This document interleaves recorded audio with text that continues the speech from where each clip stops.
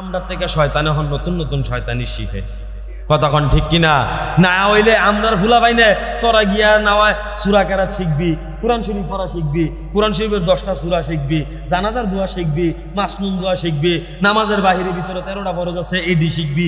এডি না শিক্ষা কেরে তোরা ভিরি ফায়ার আর ভাবজি শিখস কতক্ষণ তো ঠিক নিও। তোরা কা ভিরি ফায়ার আর ভাবজি শিখস, তোরা কা টাচ মোবাইল চালানি শিখস, তোরা কা কে শুনি খেলস আসেনিও কতক্ষণে কে শুনি আসেনি। আগে তো ভিরি বাইরের ভাবছি খেলছে, এখন বলে কে শুনি বাইরিছে। আমি তো আর ইতান বুঝি না, কজুর বিকাশে টিয়া পরে বিমানের মতো উড়ে 2-3 গুণ বার্তালে টিপ দিলে 2-3 গুণ টিয়া পাওয়া যায়। 50 টিয়া 20 টিয়া 100 টিয়া কইরা ইতান দিয়ে এইভাবে জুয়া খেলতেছে। আফসোসের বিষয় আজকে মুসলমান দাবি করে, মুসলমানের ফুতাই মুসলমানের সন্তান আজকে রাস্তাঘাটও দাঁড়াইয়া মোবাইলের ভিতরে জুয়া খেলতেছে, হারাম কাজ করতেছে। কথা মানে ঠিক কিনা? মোবাইলের ভিতরে হারাম কাজ করতেছে, মোবাইলের ভিতরে জুয়া খেলতে আছে, চলতে আছে, এইভাবে জিন্দিগি পার করতে আছে। অথচ ইতানদের যদি জিগাই বাইরে তুই তো মুসলমান, আল্লাহ পাক রব্বুল আলামিন কোরআন নাজিল করছে মুসলমানদেরকে, হ্যাঁ মুসলমানদের হেদায়েতের জন্য, মুসলমানদের জিন্দিগি সহজ হওয়ার জন্য, মুসলমানের আখিরাত কামিয়াবি হওয়ার জন্য। ভাই কোরআন শরীফের 10টা লাস্টের সূরা দিয়া যে আছে, এই 10টা ছোট ছোট সূরাটি কুদুর কসেন দেখি তে পরপরে আবুল সরকারের মতো পর্ব কুলাজরবিন না আছে, মালিকিন না আছে, ইলাহিন না আছে, ঠিক নিও কতখানে ঠিক নিও। বয়স হয়ে গেছে 60-70, এখনো সূরা নাচ পারে না, তো তে আর কোরআন হাদিস কি পারবো? কথা কয় না তো ঠিক নিও, তে আর কোরআন হাদিস কি পারবো? তো এরকম কিছু মানুষও আমরা দেশের ভিতরে আছে, বুঝে কম এইটা করে বেশি, আমরা সমাজের ভিতরে আছে। তো যেই কথাটা কইতাম ইসলাম, আজকে মুসলমানের ফুতায় ইদানের কাছে সময়ের কোনো গুরুত্ব নাই, সময়ের কোনো কদর নাই, অথচ সময়ের শপথ করছে আল্লাহ পাক রব্বুল আলামিন বলেন ওয়াল আসর, সময়ের শপথ। এখন সময়ের শপথ যে করছে কেন করলো? নিশ্চয়ই সময়টা অনেক দামি মূল্যবান, এজন্য আল্লাহ সময়ের শপথ করছে। আমাদের উচিত আমাদের সময়কে কাজে লাগানো, আমাদের উচিত আমাদের সময়টা পরিপূর্ণভাবে কাজে লাগানো। আমরা এখন বুঝতেছি না, তবে কিয়ামতের ময়দানে বুঝলে কোনো আশার আর সুযোগ নাই, দুনিয়াতে ফিরার আর কোনো সুযোগ নাই। যে দ্বিতীয়বার আয়াসের আবার আমল টামল কইরা আবার যায়, এটার কোনো সুযোগ আছে? কথা কেন এটার কোনো সুযোগ আছে? এইটার কোনো সুযোগ নাই, এই ধরনের কোনো সুযোগ কিয়ামতের ময়দানে নাই। এজন্য আমাদেরকে দুনিয়া থেকেই অর্জন করতে হবে, দুনিয়া থেকেই কামাই করে যেতে হবে। আখিরাতের পুঁজি দুনিয়ার মধ্যেই সুন্দর করে বাইন্দা লাইতে হইব, আখিরাতের পুঁজি দুনিয়ার মধ্যে সুন্দর করে কি করতে হইব? গুছাই লাইতে হইব। কেমনে গুছায়াম? আমরা কোরআন পড়তাম পারি না, আমরা সূরা পড়তাম পারি না। এই যে রমজান মাস আইতে আছে, রমজান মাস আইলেও আমরা বেড়াইতে রোজা রাখতো না, ঠিক নিও। রমজান মাস আইলে আমরা বেড়াইতে কি করতো না? রোজা রাখতো না। সার ধোয়ানো পাওয়া যাইব, সার ধোয়ানো তো মাশাল্লাহ বেডিয়েই তো এমনি ফর্দা করো না, সার ধোয়ান রমজান মাসে এমনি ফর্দা করে, ঠিক নিও। রমজান মাসে সার ধোয়ানি যেটি ফর্দা করে, যেইভাবে ফর্দা করে আমরা বেডিয়েই তো কোনো এইভাবে ফর্দা করতে পারে না। মাশাল্লাহ সার ধোয়ানটি লাল নীল হলুদ সবুজ কচ্চা রঙের কাপড় দিয়া সুন্দর করে ভেজ ধোয়াইলায় আমরা বেড়াইতে। মনে করেন যে সকালে 11টার সময় গিয়া একবার একটা চা আর একটা বন আর একটা বিড়ি দিয়া সেরি খাইয়া, আবার 2টা-2:30টার সময় গিয়া আবার আর একটা চা একটা বন আর একটা বিড়ি দিয়া ইফতার করো, দেখনিও ইফতার করে। তো এই যে বাবা তুমি করলা, ইফতার করলা, সেরি করলা, ফাক্কা রোজাটি রাখলা, এই দিনটা খাইয়া 3টা রাখলা, তো তুমি ফর্দার ভিতরে গিয়া না খাইলা, ফর্দার ভিতরে গিয়া না খাইয়া মাইরে দিল। হ্যাঁ মনে করছে কেউ দেখে না দুনিয়ার মাঝে? আল্লাহ দেখে নিও, কথা কয় না দেখে নিও। আল্লাহ কিন্তু ঠিকই দেখে, আল্লাহ পাক রব্বুল আলামিন সব কিছু দেখে, আল্লাহ পাক রব্বুল আলামিন সব কিছু জানে। কিয়ামতের ময়দানে যদি আল্লাহ জিগায় কি তারে কি ঘটনা কি, ক্যামেরাটা যদি আল্লাহ ধরাই দেয় সুন্দর কইরা, দেখ ওই দেখ বন যে খায় চা, ওই দেখ বিড়িটা বারে টান দেয়, হুয়া এমনি টান দিয়ে মাথা ডালকি দিয়া হুয়া লাইতে আছে। কেডা এইটা? দেখে বললাম আমার মতোই তো লাগে, আমার মতো লাগে কইলই তো ফেরেস্তা এমন খিচা খিচবো, পিছন দিক দিয়ে এমন ফিটা ফিটবো, আসলে মাঠো আরো যারা থাকবো তারা দেখানোর মতো কোনো রাস্তা থাকতো না। কথা কানা তো ঠিক নিও, তারা দেখানোর মতো কোনো রাস্তা থাকতো না। এর জায়গা বাড়ি খাওয়ার আগে, পিঠা খাওয়ার আগে, মাইর খাওয়ার আগে এখান থেকেই মনে করেন যে আখেরাতের পুঁজি কামাই কইরা নিতে হইব, আখেরাত অর্জন করতে হইব, আখেরাত অর্জন কইরা যাইতে হইব। কিন্তু আফসোসের বিষয় আমরা ফুলাফাইনে আজকে সূরা জানে না, জানাজার দোয়া জানে না, নামাজের বাহিরে ভিতরে 13টা ফরজ আছে এডি জানে না। তারে খালি আপনি কন্যা রে ভারতের ভিতরে যে ছবি করে 10 জন নায়ক নায়িকার নাম তে 62 জন কওয়ার পরও আপনি যদি কোন ধুম দিতে ধুম দিত না, ঠিক নিও কথা ঠিক না? এই যে বর্তমান কি ফুটবল টিটবল খেলা আছে, আমরা যদি যেখানে আর্জেন্টিনার যে 11 জন প্লেয়ার আছে এটির নাম 24 জনের নাম কইব নি। আর তারে যদি জিগাই রে সুরা ফাতিহাটা তে কইতে পারতো না, আবার যদি জিগাই আলহামদু সুরাটা বাইঙ্গা সুরা কইতে পারবো, কিন্তু সুরা ফাতিহাই যে আলহামদু সুরা এটাও আমরা বর্বরার্থে জানেন না। কথা কয় না ঠিক নিও? আমি কি মিছা কথা কইছি? আমি কি মিথ্যা কথা বলছি? এমন অনেক মুসলমান আছে সূরা ফাতিহাই যে আলহামদু সূরা, আর আলহামদুই যে আমরা সূরা ফাতিহা এইটা পর্যন্ত তে জানে না, অথচ দুনিয়ার মধ্যে সময় নষ্ট করতেছে। আহারে মুসলমান, নিজেরা আমরা ইমানদার দাবি করি, নিজেরা মুসলমান দাবি করি, নিজেরা আশিক রসুল দাবি করি, অথচ আল্লাহর রসুল সাল্লাল্লাহু আলাইহি ওয়াসাল্লাম এই দ্বীনের জন্য, এই ইসলামের জন্য, এই তাওহীদের জন্য, এই একত্ববাদের জন্য, এই উম্মতের জন্য কত কষ্ট করছে আল্লাহর নবী। আহা, আল্লাহু আকবার। আল্লাহর নবী এই দ্বীনের জন্য পেটের মধ্যে পাথর বাঁধছে, আল্লাহর নবী এই দ্বীনের জন্য, এই উম্মতের জন্য রক্ত মুবারক জড়াইছে, আল্লাহর নবী এই দ্বীনের জন্য, এই উম্মতের জন্য দান মুবারক শহীদ করছে, আল্লাহর নবী এই দ্বীনের জন্য, এই উম্মতের জন্য, এই তাওহীদের জন্য, একত্ববাদের জন্য আল্লাহর নবী জন্মভূমি ছেড়ে হিজরত করে মদিনার মধ্যে আসছে। আরে যারা জন্মভূমি ত্যাগ করে তারা জানে, তারা বুঝে জন্মভূমি ত্যাগ করার কি পরিমাণ কষ্ট, কি পরিমাণ যন্ত্রণা। আল্লাহর নবী যখন মক্কা থেকে মদিনায় হিজরত করে তখন আল্লাহর নবী বারবার মক্কার দিকে ফিরে তাকায়, আল্লাহর নবী কান্না করে, আল্লাহর নবী ফিরে তাকায়, আর আল্লাহর নবী বলতেছে, হে মক্কা, তুমি আমার কাছে প্রিয় শহর, কিন্তু আমার মন চাইতেছে না আমি তোমাকে ছেড়ে যাই, কিন্তু কিছু করার নাই। ওই দুষ্ট আবু জাহেলরা, উডবা সাইবারা, ওই দুষ্টুরা, ওই বেঈমানরা, ওই মুশরিকরা, ওই কাফেররা আমি নবীকে আমার জন্মভূমিতে থাকতে দিতেছে না, এজন্য আমার আল্লাহর নির্দেশ আমি চলে যাইতেছি।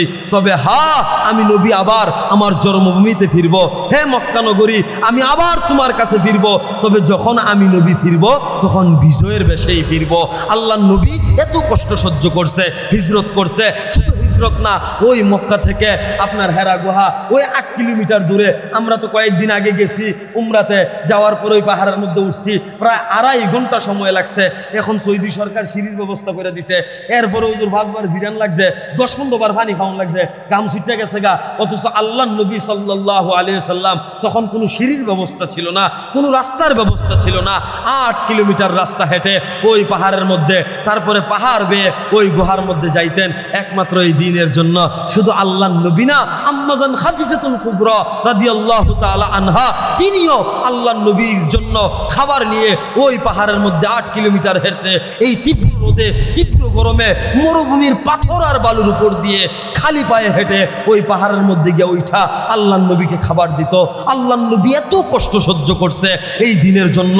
শুধু এই কষ্ট না, আল্লাহর নবী সাল্লাল্লাহু আলাইহি ওয়াসাল্লাম যখন খানে কাবার মধ্যে সেজদা দিতেন, সেজদারত অবস্থায় থাকতেন, তখন ওই মক্কার বেঈমানরা, ওই মক্কার মুশরিকরা আল্লাহর নবীর পিঠের উপরে পচা উটের বুড়ি আইনা দিয়া দিত।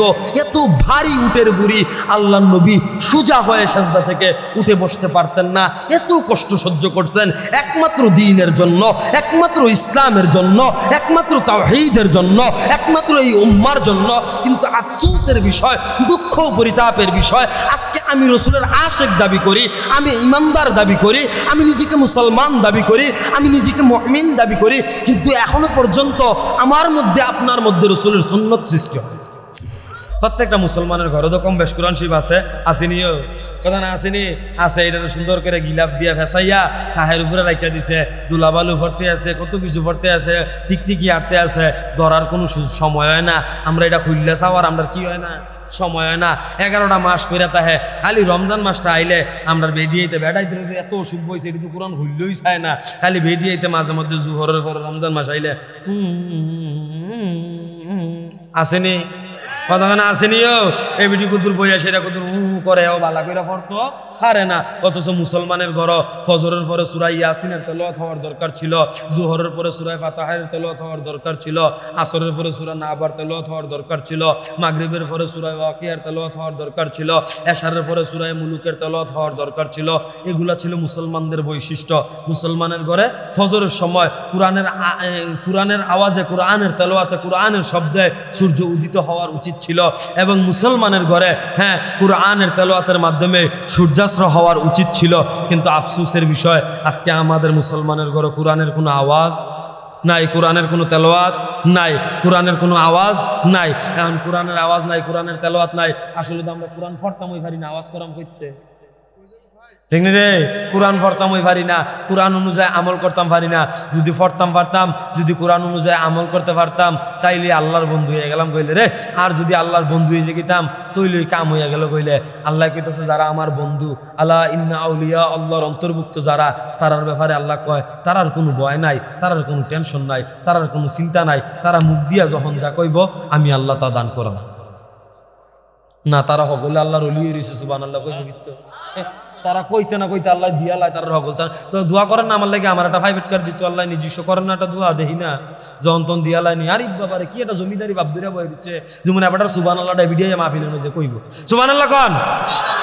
মুসলমানের হুতায় কোন জায়গা দিয়া পড়ছি, কোন জায়গা সুবহানাল্লাহ কোন লাগবে এটি পর্যন্ত আমরা তারা জানে না। ইতানি বলে যাইব ব্যস্ত, এমন ভিডিও ভিডিও ব্যস্ত, ব্যস্ত যাইবা গা দুনিয়ার মাঝে এসে বেটি ইদের চেহারা দেখে ব্যস্ত যাইবা গা।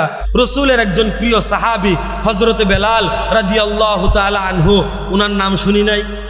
কথা কয় না, শুনছি কিনা? হযরতে বেলাল রাদিয়াল্লাহু তাআলা আনহু তিনি জন্মগত মুসলমান ছিলেন না, বরঞ্চ পরবর্তীতে তিনি মুসলমান হয়েছে। আগে মুসলমান ছিলেন না, বিধর্মী ছিলেন, মূর্তি পূজা করতেন, মুশরিক ছিলেন।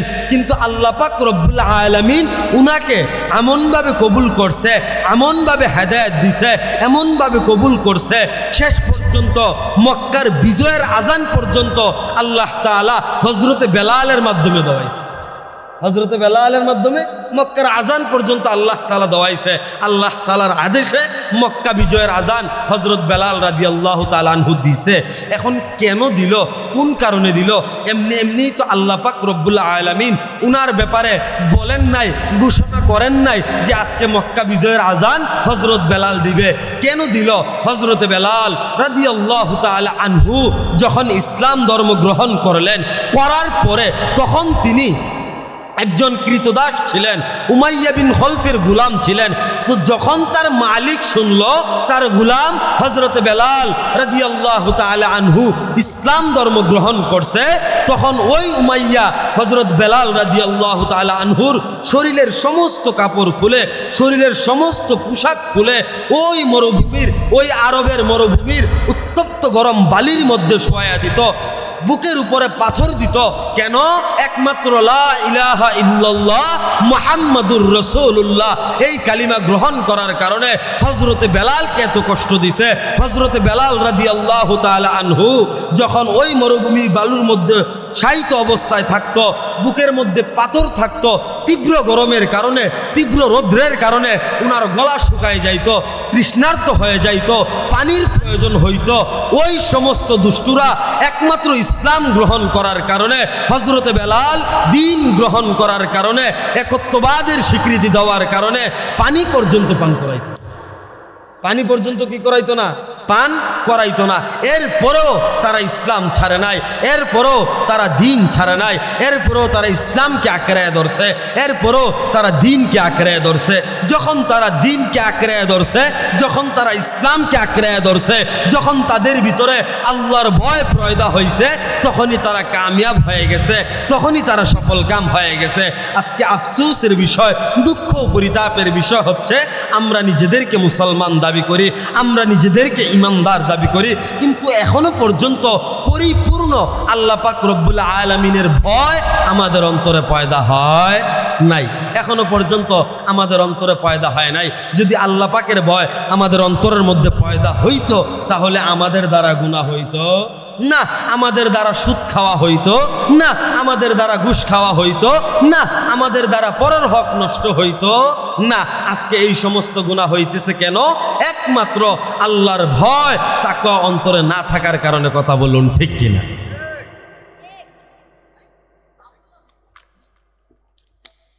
তাহলে আমাদের অন্তরে কার ভয় থাকতে হবে? আরো জোরে বলি কার? আল্লাহ পাক রব্বুল আলামিনের ভয় থাকতে হবে। যাদের অন্তরে আল্লাহর ভয় থাকবে তারাই আল্লাহর বন্ধু।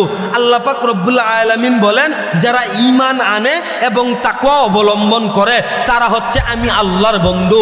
আলা ইন্না আউলিয়া আল্লাহ, যারা ঈমান আনে এবং তাকওয়া অবলম্বন করে তারা হচ্ছে আমি আল্লাহর বন্ধু। খলিফাতুল মুসলিমিন হযরত ওমর রাদিয়াল্লাহু তাআলা আনহু, তিনি যখন অর্ধ পৃথিবীর প্রেসিডেন্ট ছিলেন তখন তিনি সারা দিন রাষ্ট্রীয় কাজ করতেন। রাষ্ট্রীয় কাজ করার পরে রাত্রে আবার বাসায় যাইতেন। বাসায় গিয়া পরিবারকে সময় দিতেন। পরিবারকে সময় দেওয়ার পরে হযরত ওমর রাদিয়াল্লাহু তাআলা আনহু গোসল করে 2 রাকাত নফল নামাজ পড়ে আবার মদিনার মধ্যে বের হয়ে যাইতেন। তিনি রাতের আধারে মদিনার অলিগুলিগুলা হাঁটতেন, মদিনার অলিগুলিগুলা দেখতেন। তিনি চিন্তা করতেন, আমি অর্ধ পৃথিবীর প্রেসিডেন্ট, আমি ওমর মদিনারও প্রেসিডেন্ট। এখন আমার শাসন আমলে যদি একজন ব্যক্তি না খেয়ে মারা যায়, ক্ষুধার্ত অবস্থায় মারা যায়, কোনো সমস্যায় থেকে মারা যায়, আর কিয়ামতের ময়দানে যদি আল্লাহ পাক রব্বুল আলামিনের দরবারে আমি ওমরের বিরুদ্ধে মামলা দায়ের করে, তাহলে আমি ওমর আল্লাহর কাছে জবাব দেওয়ার মতো কোনো সুযোগ থাকবে না। এজন্য হযরত ওমর রাদিয়াল্লাহু তাআলা আনহু তিনি কি করতেন? রাতের আধারে মদিনার অলি গলিগুলা হাঁটতেন। হ্যাঁ, মদিনার প্রত্যেকটা বাড়িঘরের সামনে তিনি যাইতেন, দেখতেন কারো কোনো সমস্যা আছে কিনা। একদিন গভীর রাতে হযরত ওমর রাদিয়াল্লাহু তাআলা আনহু তিনি বের হয়ে গেলেন, মদিনার অলিগুলিগুলা ঘুরবেন, দেখবেন কেউ বিপদে আছে কিনা, কারো কোনো সমস্যা আছে কিনা, কেউ ক্ষুধার্ত আছে কিনা, এটা দেখার জন্য হযরত ওমর বের হয়ে গেলেন। মদিনার অলিগুলি হাঁটতে লাগলেন, ঘুরতে লাগলেন, দেখতে লাগলেন। হাঁটতে হাঁটতে হাঁটতে হাঁটতে এক পর্যায়ে হযরত ওমর রাদিয়াল্লাহু তাআলা আনহু এমন একটা বাড়ির সামনে আসছে, দেখতেছে 2 জন মহিলা বাড়ির ভিতর থেকে কথা বলতেছে। তো হযরত ওমর কথার দাঁত বাচন ভঙ্গিমা শুনে বুঝতে পারছে একজন মা একজন মেয়ে হবে, এটা তিনি ধারণা করছে, বুঝতে পারছে। আমাদের দ্বারা বোঝা সম্ভব না, কারণ আমাদের ওই মাথা নাই, আমাদের ওই ব্রেইন নাই। হযরত ওমরের ব্রেইন আছে, এজন্যই তো তিনি অর্ধ পৃথিবীর প্রেসিডেন্ট। কথা কোন ঠিক কিনা? ওই ধরনের ব্রেইন আছে, বুঝার ক্ষমতা আছে, সক্ষমতা আছে, এজন্যই তিনি অর্ধ পৃথিবীর প্রেসিডেন্ট। তো হযরত ওমর যখন ওই বাড়ির সামনে গেছে, ওই বাসার সামনে গেছে, ওই ঘরের সামনে গেছে, যাওয়ার পরে হযরত ওমর মা মেয়ের কথোপকথন শুনতেছে, কথাবার্তা শুনতেছে। হযরত ওমর রাদিয়াল্লাহু তাআলা আনহু শুনতেছে, ওই মা মেয়েকে বলতেছে, আমাদের যে উটনি আছে আজকে তো দুধ কম দিছে, আমরা যদি এখানে একটু পানি মিশাই তাহলে আমাদের দুধের পরিমাপটা কিছু বেড়ে যাবে, বাজারে আমরা কিছু টাকা বেশি বিক্রি করতে পারবো। এটা কাকে বলতেছে? মেয়েকে বলতেছে, তার মা। তখন ওই মেয়ে বলতেছে, আম্মা, হযরত ওমর প্রেসিডেন্ট, তিনি তো নিষেধ করছে দুধে পানি মিশানো কি যাবে না, নিষেধ। আমরা সমাজও মিশাই, কতখানে মিশাই নিও, আমরা সমাজের ভিতরে মিশায়, অহরহ মিশাইতেছে, মিশাইয়ে বিক্রি করতেছে। যারা এই ধরনের 2 নম্বরই কাজ করে, দুধের সাথে পানি মিশায়া বাজারে অরিজিনাল দুধ বলে বিক্রি করে, কিয়ামতের ময়দানে তারাও আল্লাহর কাছে জবাবদিহিতা করতে হবে, কারণ এইটাও বান্দার হক নষ্টের শামিল। কথা বলুন ঠিক কিনা? এইটাও বান্দার হক নষ্টের শামিল কিয়ামতের ময়দানে। এটার কারণে আল্লাহ তাআলার কাছে কি করতে হবে? জবাবদিহিতা করতে হবে। আল্লাহ তাআলা আমাদেরকে বুঝার তৌফিক দান করুক, ওই সমস্ত খারাপ কাজ থেকে বিরত থাকার তৌফিক দান করুক, বলে আমিন। আরো জুড়ে বলে আমিন। তো যেই কথাটা বলতেছিলাম, হযরত ওমর রাদিয়াল্লাহু তাআলা আনহু ওই মা আর মেয়ের কথা শুনতেছে। তো মেয়ে বলতেছে, আম্মা, অর্ধ পৃথিবীর প্রেসিডেন্ট, আমাদের মুসলমানদের দ্বিতীয় খলিফা, খলিফাতুল মুসলিমিন হযরত ওমর তো দুধের সাথে পানি মিশাইতে নিষেধ করছে। এখন আমি কি করব? হযরত ওমর যদি জানতে পারে তাহলে তো হযরত ওমর আমাদেরকে শাস্তি দিবে, আমাদেরকে প্রহার করবে, আমাদেরকে বিচারের সম্মুখীন করবে। না আম্মা, দুধ মিশানো যাবে না। তখন ওই মা বলতেছে, আরে হযরত ওমর নিষেধ করছে তো কি হইছে? হযরত ওমর তো আর এখানে উপস্থিত নাই, ওমর তো আর দেখতেছে না আমরা যে দুধ মিশাইতেছি, দুধের সাথে পানি মিশাইতেছি নাকি না মিশাইতেছি, এটা তো আর হযরত ওমর কি করতেছে না, দেখতেছে না। এই কথা মা বলার পরে ওই মেয়ে বলতেছে, আম্মা, হযরত ওমর না দেখতে পারে, হযরত ওমর উপস্থিত না হইতে পারে, কিন্তু হযরত ওমরের যিনি রব আল্লাহ, তিনি কিন্তু দেখতেছে। তিনি কি করতেছে? দেখতেছে, তিনি কিন্তু দেখতেছে। তাহলে ওই মেয়ের ভিতরে কি পরিমাণ তাকওয়া ছিল, কি পরিমাণ আল্লাহর ভয় অন্তরের মধ্যে ছিল। আল্লাহু আকবার। ওই মেয়ে রাতের গভীরে, মা আর মেয়ে ছাড়া কেউ নাই, হযরত ওমর আছে কিনা তাও তারা জানে না, তাদের তো জানাই নাই হযরত ওমর আছে কিনা, কারণ তারা তো আর জানে না হযরত ওমর যে বাহিরে দাঁড়িয়ে আছে, তারা ঘরের ভিতরে হযরত ওমর আছে না নাই এটাও তারা জানে না। এরপরও মেয়ের ভিতরে কি পরিমাণ তাকওয়া ছিল, কি পরিমাণ আল্লাহর ভয় ছিল। সেই মেয়ে বলতেছে, আম্মা হযরত ওমর উপস্থিত না থাকতে পারে, কিন্তু হযরতে ওমরের খোদা দেখতেছে। হযরত ওমরের খোদা কি করতেছে? দেখতেছে। হযরত ওমরের খোদা দেখতেছে। এজন্যে আমাদের অন্তরে সর্বদা আল্লাহর ভয় থাকতে হবে। যখন আমরা আমাদের অন্তরে পরিপূর্ণ আল্লাহর ভয় থাকবে, তখনই আমরা পরিপূর্ণ মুমিন হতে পারবো। আসলে আফসোসের বিষয় কি জানেন? আমরা তো নিজেদেরকে মুমিন দাবি করি, আমরা নিজেদেরকে ইমানদার দাবি করি, আমরা নিজেদেরকে মুসলমান দাবি করি। আফসোসের বিষয় হচ্ছে আমরা পরিপূর্ণ কুরআনকে আঁকড়ায় ধরি না, পরিপূর্ণ দ্বীনকে আঁকড়ায় ধরি না। আল্লাহ সুবহানাহু ওয়া তাআলা আমাদেরকে এই জমিনের মধ্যে কেন পাঠাইছেন, কোন মাকসাদে পাঠাইছেন, কোন উদ্দেশ্যে পাঠাইছেন, আমরা কোন উদ্দেশ্য নিয়ে এই জমিনের মধ্যে এসেছি, আসার পরে আমাদের কি করা উচিত ছিল, আমরা কি করতেছি, এই সমস্ত বিষয় আমরা চিন্তা করি না, ফিকির করি না।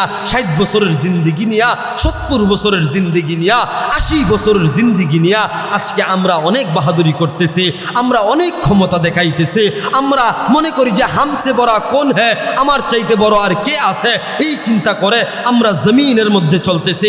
কিন্তু একটা বারও আমার দিলের ভিতরে এই চিন্তা আসে না, একটা বারও আমাদের দিলের ভিতরে এই ফিকির আসে না। আহারে, আল্লাহ পাক রব্বুল আলামিন তো আমাদেরকে পাঠাইছে, আল্লাহ পাক রব্বুল আলামিন তো আমাদেরকে বানাইছে, আল্লাহ পাক রব্বুল আলামিন তো আমাদেরকে চলার শক্তি দিছে, আল্লাহ পাক রব্বুল আলামিন তো আমাদেরকে বলার শক্তি দিছে, আল্লাহ পাক রব্বুল আলামিন তো আমাদেরকে দেখার শক্তি দিছে, আল্লাহ পাক রব্বুল আলামিনই তো আমাদেরকে শ্রবণ করার শক্তি দিছে। এত কিছু নিয়ামত দিছে, এত কিছু দান করছে, কেন দান করলো আজকে আমরা ওই বিষয়টা জানি না, জানলেও মানার চেষ্টা করি না, বুঝি না। ও আমি তো সহজ ভাষায় সর্বদা বলি, আমাদের কুমিল্লা ব্রাহ্মণবাড়িয়া অঞ্চলে আপনারা কম বেশ দেখবেন ঘরে ঘরে প্রবাসী আছে, আসেনি? ঘরে ঘরে প্রবাসী আছে না? ঘরে ঘরে প্রবাসী আছে, বিদেশে যারা থাকে। এখন বিদেশে যাওয়ার একটা প্রসেস আছে, ওই প্রসেসটা মেনটেন করেই বিদেশে যেতে হবে, এছাড়া যাওয়া যাবে না। এখন বিদেশ যেতে গেলে কি করতে হবে? প্রথমে একটা পাসপোর্ট করতে হবে। পাসপোর্ট করার পরে ওই দেশের গভর্নমেন্টের অফিস যেটা বাংলাদেশের মধ্যে আছে, এম্বাসি, আপনি যেই দেশে যাবেন ওই দেশের এম্বাসির মধ্যে পাসপোর্ট জমা দিতে হবে, কাগজপত্র জমা দিতে হবে। জমা দেওয়ার পরে ওই দেশের গভর্নমেন্ট, ওই দেশের এম্বাসি আপনার সব কিছু যাচাই বাছাই করে। যদি তাদের দেশের জন্য আপনাকে পারফেক্ট মনে হয়, হ্যাঁ নিরাপদ মনে হয়, তাহলে তার দেশে যাওয়ার পারমিট দিবে, অর্থাৎ আপনার ওই পাসপোর্টের মধ্যে একটা ভিসা দিবে। ওই ভিসাটা 1 বছরের মেয়াদে হইতে পারে, 2 বছরের হইতে পারে, 5 বছরের হইতে পারে, কিংবা 10 বছরের হইতে পারে। অর্থাৎ এটার নির্দিষ্ট একটা মেয়াদ কি হবে, থাকবে। মেয়াদ ছাড়া কোনো ভিসা হবে না, মেয়াদ ছাড়া কোনো ভিসা হবে না, এটার নির্দিষ্ট একটা মেয়াদ থাকবে, সময়সীমা থাকবে। তো ওই সিল দেওয়ার পরে, ওই ভিসা পাওয়ার পরে ভিসা নিয়ে আমি ওই দেশে যেতে পারবো, ওই দেশে বসবাস করতে পারবো, ওই দেশে থাকতে পারবো। কতদিন? আমার ভিসার মেয়াদ আছে, যতদিন ততদিন পর্যন্ত আমি থাকতে পারবো। তদ্রূপভাবে আল্লাহ সুবহানাহু ওয়া তাআলা আমাদেরকে এই পৃথিবী নামক জমিনের মধ্যে পাঠাইছে, পৃথিবী নামক দেশের মধ্যে পাঠাইছে, একটা পাসপোর্ট আর ভিসা দিছে। এই যে পুরোটা বডি দেখতেছেন না, শরীর, এটা হচ্ছে পাসপোর্ট। আর রূহ নামক ভিসা এই অন্তরের ভিতরে আল্লাহ পাক রব্বুল আলামিন এই বডির মধ্যে রূহ নামক ভিসা দিয়া দিছে, বসাই দিছে, মাইরা দিছে নির্দিষ্ট একটা সময় দিয়া।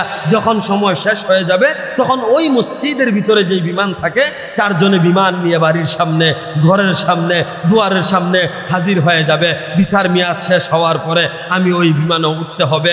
ওই বিমান সোজা গিয়ে ল্যান্ড করবে কবরের পারে, কবরস্থানে, গুরুস্থানে। আমাকে গুরুস্থানেই থাকতে হবে। কই থাকতে হবে? গুরুস্থানেই থাকতে হবে। আল্লাহ তাআলা মাটি থেকে বানাইছে, মাটির সাথে মিশে যাইতে হবে। এখন ওই বাড়িতে যাওয়ার আগে, ওই কবরে যাওয়ার আগে আমাকে যেই সময়টা আমি বিচার মিয়াদ নিয়ে আসছি, ওই সময়টা আমাকে কাজে লাগাইতে হবে। যদি আমি কাজে লাগাইতে পারি তাহলে আমি আমার বাড়িতে গিয়া, আমি আখিরাতে গিয়া, আমি কবরে গিয়া, আমি মিজানে গিয়া, আমি ফুলসিরাতে গিয়া সুন্দরভাবে পার হইতে পারবো, সুন্দরভাবে থাকতে পারবো।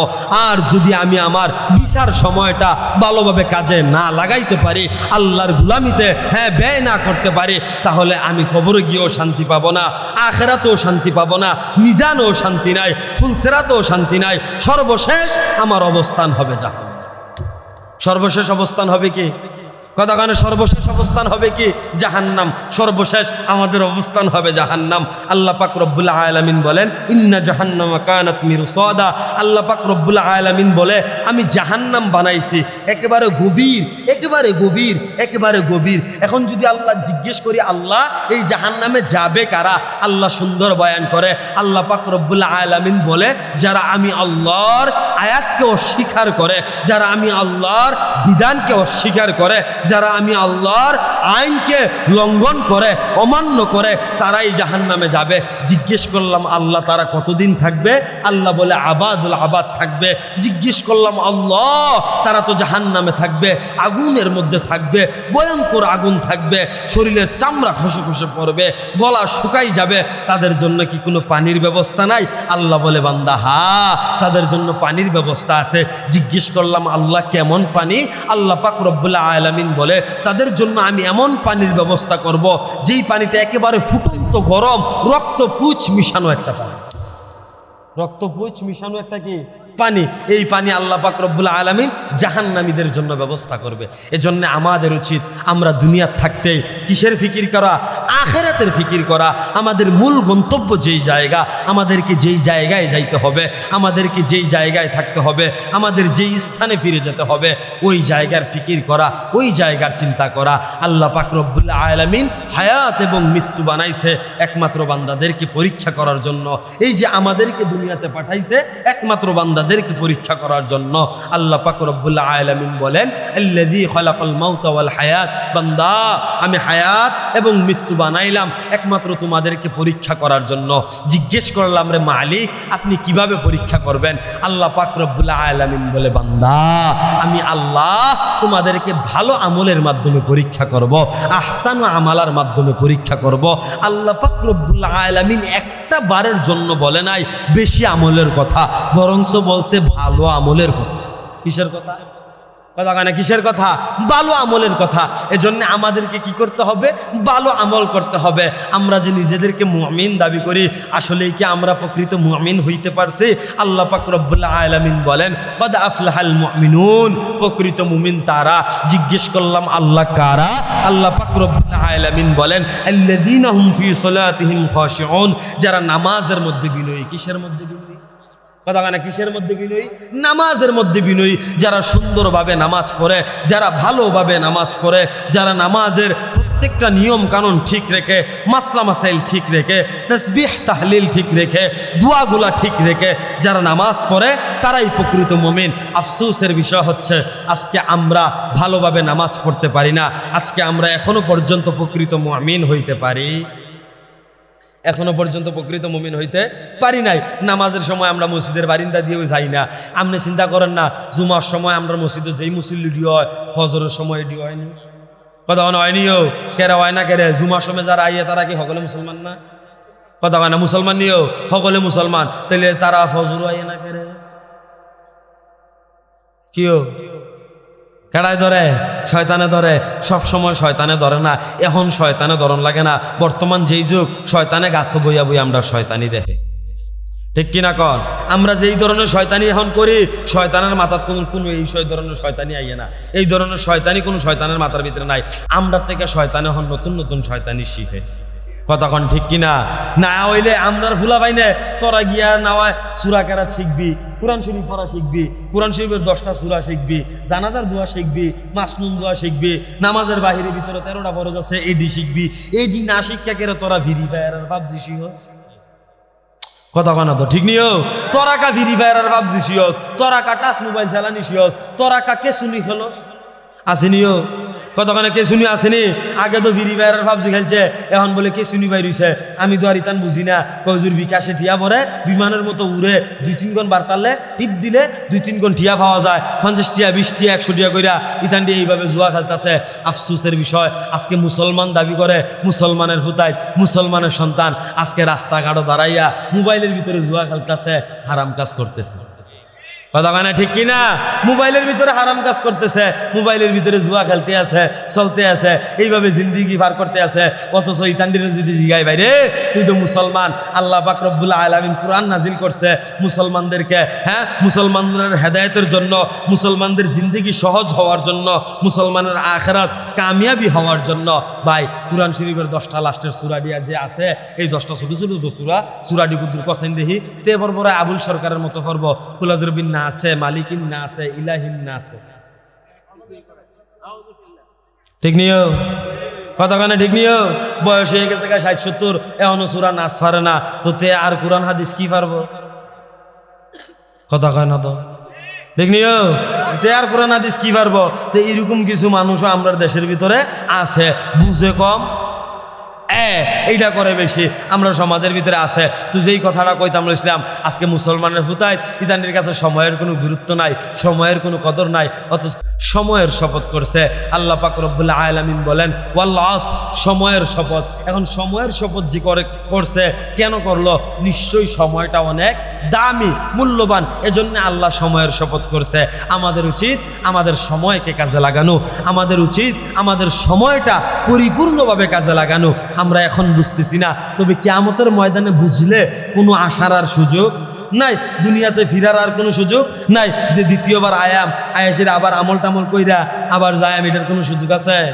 কথা কেন এটার কোনো সুযোগ আছে এইটার কোনো সুযোগ নাই এই ধরনের কোনো সুযোগ কিয়ামতের ময়দানে নাই এজন্য আমাদেরকে দুনিয়া থেকেই অর্জন করতে হবে দুনিয়া থেকেই কামাই করে যেতে হবে আখিরাতের পুঁজি দুনিয়ার মধ্যেই সুন্দর করে বাইন্দা লাইতে হইব আখিরাতের পুঁজি দুনিয়ার মধ্যে সুন্দর করে কি করতে হইব গুছাই লাইতে হইব কেমনে গুছায়াম আমরা কোরআন পড়তাম পারি না আমরা সূরা পড়তাম পারি না এই যে রমজান মাস আইতে আছে রমজান মাস আইলেও আমরা বেড়াইতে রোজা রাখতো না ঠিক নিও রমজান মাস আইলে আমরা বেড়াইতে কি করতো না রোজা রাখতো না সার ধোয়ানো পাওয়া যাইব সার ধোয়ানো তো মাসাল্লাহ বেডিয়েই তো এমনি ফর্দা করো না সার ধোয়ান রমজান মাসে এমনি ফর্দা করে ঠিক নিও রমজান মাসে সার ধোয়ানি যেটি ফর্দা করে যেইভাবে ফর্দা করে আমরা বেডিয়েই তো কোনো এইভাবে ফর্দা করতে না মাসাল্লাহ সার ধোয়ানটি লাল নীল হলুদ সবুজ কচ্চা রঙের কাপড় দিয়া সুন্দর করে ভেজ ধোয়াইলে আমরা বেড়াইতে মনে করেন যে সকাল 11টার সময় গিয়া একবার একটা চা আর একটা বন আর একটা বিড়ি দিয়া সেরি খাইয়া আবার 2টা-2:30টার সময় গিয়া আবার আর একটা চা একটা বন আর একটা বিড়ি দিয়া ইফতার করো দেখনিও ইফতার করে তো এই যে বাবা তুমি করলা ইফতার করলা সেরি করলা ফাক্কা রোজাটি রাখলা এই দিনটা খাইয়া 3টা রাখলা তো তুমি ফর্দার ভিতরে গিয়া না খাইলা ফর্দার ভিতরে গিয়া না খাইয়া মাইরে দিল মনে করছো কেউ দেখে না দুনিয়ার মাঝে আল্লাহ দেখে নিও কথা কয় না দেখে নিও আল্লাহ কিন্তু ঠিকই দেখে আল্লাহ পাক রব্বুল আলামিন সব কিছু দেখে আল্লাহ পাক রব্বুল আলামিন সব কিছু জানে কিয়ামতের ময়দানে যদি আল্লাহ জিগায় কি তারে কি ঘটনা কি ক্যামেরাটা যদি আল্লাহ ধরাই দেয় সুন্দর কইরা দেখ ওই দেখ বন যে খায় চা ওই দেখ বিড়িটা বারে টান দেয় হুয়া এমনি টান দিয়ে মাথা ডালকি দিয়া হুয়া লাইতে আছে কেডা এইটা দেখে বললাম আমার মতোই তো লাগে আমার মতো লাগে কইলই তো ফেরেস্তায় এমন খিচা খিচবো পিছন দিক দিয়ে এমন ফিটা ফিটবো আসলে মাঠো আরো যারা থাকবো তারা দেখানোর মতো কোনো রাস্তা থাকতো না কথা কানা তো ঠিক নিও তারা দেখানোর মতো কোনো রাস্তা থাকতো না এ জায়গা বাড়ি খাওয়ার আগে ফিটা খাওয়ার আগে মাইর খাওয়ার আগে এখান থেকেই মনে করেন যে আখেরাতের পুঁজি কামাই কইরা নিতে হইব আখেরাত অর্জন করতে হইব আখেরাত অর্জন কইরা যাইতে হইব কিন্তু আফসোসের বিষয় আমরা ফুলাভাইনে আজকে সূরা জানে না জানাজার দোয়া জানে না নামাজের বাহিরে ভিতরে 13টা ফরজ আছে এডি জানে না তারে খালি আমনে কন্যা রে ভারতের ভিতরে যে ছবি করে 10 জন নায়ক নায়িকার নাম তে 62 জন কওয়ার পরও আপনি যদি কোন ধুম দিত না ঠিক নিও কথা ঠিক না এই যে বর্তমান কি ফুটবল টিটবল খেলা আছে আমরা যদি যেখানে আর্জেন্টিনার যে 11 জন প্লেয়ার আছে এডির নাম তে 24 জনের নাম কইব নি আর তারে যদি জিগাই রে সূরা ফাতিহাটা তে কইতে পারতো না আবার যদি জিগাই আলহামদু সূরাটা বাইঙ্গা সূরা কইতারব কিন্তু সূরা ফাতিহাই যে আলহামদু সূরা এটাও আমরা বর্বরার্থে জানেন না কথা কয় না, ঠিক নিও? আমি কি মিছা কথা কইছি? আমি কি মিথ্যা কথা বলছি? এমন অনেক মুসলমান আছে সূরা ফাতিহা এই যে আলহামদু সূরা আর আলহামদু যে আমরা সূরা ফাতিহা এইটা পর্যন্ত তে জানে না, অথচ দুনিয়ার মধ্যে সময় নষ্ট করতেছে। আহারে মুসলমান, নিজেরা আমরা ইমানদার দাবি করি, নিজেরা মুসলমান দাবি করি, নিজেরা আশিক রাসূল দাবি করি, অথচ আল্লাহর রাসূল সাল্লাল্লাহু আলাইহি ওয়াসাল্লাম এই দ্বীনের জন্য, এই ইসলামের জন্য, এই তাওহীদের জন্য, এই একত্ববাদের জন্য, এই উম্মতের জন্য কত কষ্ট করছে আল্লাহর নবী। আহা, আল্লাহু আকবার। আল্লাহর নবী এই দ্বীনের জন্য পেটের মধ্যে পাথর বাঁধছে, আল্লাহর নবী এই দ্বীনের জন্য, এই উম্মতের জন্য রক্ত মুবারক জড়াইছে, আল্লাহর নবী এই দ্বীনের জন্য, এই উম্মতের জন্য দান দান মুবারক শহীদ করছে, আল্লাহর নবী এই দ্বীনের জন্য, এই উম্মতের জন্য, এই তাওহীদের জন্য, একত্ববাদের জন্য আল্লাহর নবী জন্মভূমি ছেড়ে হিজরত করে মদিনার মধ্যে আসছে। আরে যারা জন্মভূমি ত্যাগ করে তারা জানে, তারা বুঝে জন্মভূমি ত্যাগ করার কি পরিমাণ কষ্ট, কি পরিমাণ যন্ত্রণা। আল্লাহর নবী যখন মক্কা থেকে মদিনায় হিজরত করে তখন আল্লাহর নবী বারবার মক্কার দিকে ফিরে তাকায়, আল্লাহর নবী কান্না করে, আল্লাহর নবী ফিরে তাকায়, আর আল্লাহর নবী বলতেছে, হে মক্কা, তুমি আমার কাছে প্রিয় শহর, কিন্তু আমার মন চাইতেছে না আমি তোমাকে ছেড়ে যাই, কিন্তু কিছু করার নাই। ওই দুষ্ট আবু জাহেলরা, উডবা সাইবারা, ওই দুষ্টুরা, ওই বেঈমানরা, ওই মুশরিকরা, ওই কাফেররা আমি নবীকে আমার জন্মভূমিতে থাকতে দিতেছে না, এজন্য আমার আল্লাহর নির্দেশ, আমি চলে যাইতেছি। তবে হ্যাঁ, আমি নবী আবার আমার জন্মভূমিতে ফিরবো। হে মক্কা নগরী, আমি আবার তোমার কাছে ফিরবো, তবে যখন আমি নবী ফিরবো তখন বিজয়ের বেশেই ফিরবো। আল্লাহর নবী এত কষ্ট সহ্য করছে, হিজরত করছে। শুধু হিজরত না, ওই মক্কা থেকে আপনার হেরা গুহা ওই 8 কিলোমিটার দূরে। আমরা তো কয়েকদিন আগে গেছি উমরাতে, যাওয়ার পর ওই পাহাড়ের মধ্যে উঠছি, প্রায় 2.5 ঘন্টা সময় লাগছে। এখন সৌদি সরকার সিঁড়ির ব্যবস্থা করে দিছে, এরপরে ওই 5 বার জিরান লাগছে, 10-15 বার পানি খাওয়ান লাগছে, গাম ছিটে গেছে গা। অথচ আল্লাহর নবী সাল্লাল্লাহু আলাইহি ওয়াসাল্লাম তখন কোনো সিঁড়ির ব্যবস্থা ছিল না, কোনো রাস্তার ব্যবস্থা ছিল না। 8 কিলোমিটার রাস্তা হেঁটে ওই পাহাড়ের মধ্যে, তারপরে পাহাড় বেয়ে ওই গুহার মধ্যে যাইতেন একমাত্র এই দ্বীনের জন্য। শুধু আল্লাহর নবী না, আম্মাজান খাদিজাতুল কুবরা রাদিয়াল্লাহু তাআলা আনহা, তিনিও আল্লাহর নবীর জন্য খাবার নিয়ে ওই পাহাড়ের মধ্যে 8 কিলোমিটার হেঁটে এই তীব্র রোদে, তীব্র গরমে, মরুভূমির পাথর আর বালুর উপর দিয়ে খালি পায়ে হেঁটে ওই পাহাড়ের মধ্যে গিয়ে উঠা আল্লাহর নবীকে খাবার দিত। আল্লাহর নবী এত কষ্ট সহ্য করছে এই দিনের জন্য। শুধু এই কষ্ট না, আল্লাহর নবী সাল্লাল্লাহু আলাইহি ওয়াসাল্লাম যখন খানে কাবার মধ্যে সেজদা দিতেন, সেজদারত অবস্থায় থাকতেন, তখন ওই মক্কার বেঈমানরা, ওই মক্কার মুশরিকরা আল্লাহর নবীর পিঠের উপরে পচা উটের বুড়ি আইনা দিয়া দিত। এত ভারী উটের বুড়ি, আল্লাহর নবী সোজা হয়ে সেজদা থেকে উঠে বসতে পারতেন না। এত কষ্ট সহ্য করছেন একমাত্র দ্বীনের জন্য, একমাত্র ইসলামের জন্য, একমাত্র তাওহীদের জন্য, একমাত্র এই উম্মার জন্য। কিন্তু আফসোসের বিষয়, দুঃখ পরিতাপের বিষয়, আজকে আমি রাসূলের আশিক দাবি করি, আমি ইমানদার দাবি করি, আমি নিজেকে মুসলমান দাবি করি, আমি নিজেকে মুমিন দাবি করি, কিন্তু এখনো পর্যন্ত আমার মধ্যে, আপনার মধ্যে রাসূলের সুন্নাত সৃষ্টি হয়। এখনো পর্যন্ত আপনার আমার মধ্যে রাসূলের সুন্নাত পয়দা হয় নাই, এখনো পর্যন্ত আপনার আমার মধ্যে রাসূলের আদর্শ পয়দা হয় নাই, সৃষ্টি হয় নাই। তাহলে আমি কিভাবে রাসূলের আশিক হইলাম? আমি কিভাবে মুমিন হইলাম? আমি কিভাবে ইমানদার হইলাম? এজন্যে আমাদেরকে বুঝতে হবে, ওই যে প্রথমেই তো একটা কথা বললাম, মাহফিল তো প্রতিদিন হইতেছে, মাহফিল তো হাজার হাজার হইতেছে, মাহফিল তো প্রতিদিন হবে, কিন্তু মাহফিল শুনলে লাভ হবে কি? আমরা মাহফিলে আসি কেন জানেন? কোন কারণে আসি? কেউ আসে এই বক্তা ভালো হাসাইতে পারে, মাশাআল্লাহ, এবারটা কিচ্ছা কইতে পারে বালা, এবারটার গলার এলাহিটা বালা, আবার কেউ এবারটার গলার সুরটা বালা, আবার কেউ এবারটা সাতাইতে পারে ভালা, মাশাআল্লাহ, এবারটার লোক দুইটা জিগার দিলে শরীরটা বারে গরম হয়ে যাবে গা। বিভিন্ন বক্তার ক্যাটাগরি আছে, বিভিন্ন তরবিয়তের, আমরা ওই তরবিয়ত অনুযায়ী মাহফিল শুনতে আসি, শুধু আওয়াজ। কিন্তু ওয়াজ আমলের নিয়তে আমরা কেউ বসি? আমলের নিয়তে বসি না। যদি আমলের নিয়তে বসতাম তাইলে মনে করেন যে একটা মাহফিলের পরে আমরা জিন্দিগির ভিতরে আর 2 নম্বর মাহফিলের কোনো দরকার আসলো? কোনো দরকার আসলো? এই যে মাহফিলটির ভিতরে আয়া কইতাছে ও নামাজ পড়েন ফাঁস ওয়াক্ত নামাজ পড়েন লাগবো, ও সামনে রমজান মাস আইতাছে রোজা রাখুন লাগবো, ও তৌফিক হইলে জাকাত দেন, ও তৌফিক হইলে হজ করেন, হারাম খাইয়েন না, সুদ খাইয়েন না, ঘুষ খাইয়েন না, পরের হক মাইরা খাইয়েন না, বাইয়ে বাইয়ে জাগালে এফিডেভিডি করেন না, ঠিক না? এরপরে রাস্তার মাঝে দিয়ে খাইয়েন না, বিস্কুট যেটি এটি খাইয়েন না, এমনি হেমনে খাইয়েন না, ফ্যামিলি গার্ডের লোক খাইয়েন না, এমনি হেমনে খাইয়েন না, এটি তো হুজুরা এসে কয়, কিন্তু আমরা তারা কথা কয় না, তো মানে নিও মানে না, হুনে তো ঠিক হয়, প্রতিদিন শুনতে আছে, শুক্রবারে হুজুরে জুমাত কইতে আছে, ডেলি মাহফিলে হুজুরা কইতে আছে, আমরা তারা মানে না। যতদিন না মানাম ততদিন পর্যন্ত আমরা কোনো ফায়দা হইতো না। যেদিন মানার নিয়তে আমরা মাহফিলে বয়াম, যেদিন আমলের নিয়তে আমরা মাহফিলে বয়াম, সেদিন ওই দিনই আমরা সফল কাম হব, ওই দিনই আমরা কামিয়াব হব। কথা বলুন ঠিক কিনা? আর জোরে বলুন ঠিক কিনা? তাহলে যেই কথাটা বলতেছিলাম, আল্লাহ পাক রব্বুল আলামিন আমাদেরকে কেন বানাইলেন, আল্লাহ পাক রব্বুল আলামিন হায়াত এবং মৃত্যু কেন সৃষ্টি করলেন? একমাত্র আল্লাহ তাআলা পরীক্ষা করার জন্য। এখন আল্লাহ তাআলা পরীক্ষা কিসের মাধ্যমে করবে? আমলের মাধ্যমে। কিসের মাধ্যমে? আমলের মাধ্যমে। ও আমরা যদি নামাজ না পড়ি, আল্লাহগিরি কি ছুটে যাবো গা? কতক্ষণ আল্লাহর ইজ্জত কিনবে যাবো গা? আল্লাহ কি আরো সে থেকে জমিনে বলিব? এরকম কোনো বিষয় আছে? আবার আমরা পৃথিবীর ভিতরে যে 800 কোটি মানুষ আছে, সবাই যদি আল্লাহর এক লোকে সেজদা দেওয়া শুরু করি, আল্লাহর ইজ্জত বাইরে যাবো গা? কতক্ষণ আল্লাহর ইজ্জত বাইরে যাবো গা? কোনো বাড়তেও না কমতেও না, বরঞ্চ সেজদা যদি আমি একটা দেই লাভ কা? কতক্ষণ লাভ কার? আমার। কারণ সেজদার ভিতরে গিয়ে আমি কিতা ফরাম? সুবহানা রব্বিয়াল আলা। আমি সেজদার হয়ে জিগে এটা ফরাম, রবের নামটা কয়াম। এই রবের নামটা ওই কবর প্রথম জিগাইব, মান রব্বুকা, তোমার রবকে। যদি আমি সেজদার ভিতরে গিয়ে বারবার জপতে পারি সুবহানা রব্বিয়াল আলা, সুবহানা রব্বিয়াল আলা, সুবহানা রব্বিয়াল আলা, আমি যদি জপতাম পারি, আবার রুকুর মাঝে গিয়ে সুবহানা রব্বিয়াল আযীম, সুবহানা রব্বিয়াল আযীম যদি জপতাম পারি, তাহলে দুটার ভিতরে রব আসেনি? কতক্ষণ আসেনিও? দুটার ভিতরে রব আছে।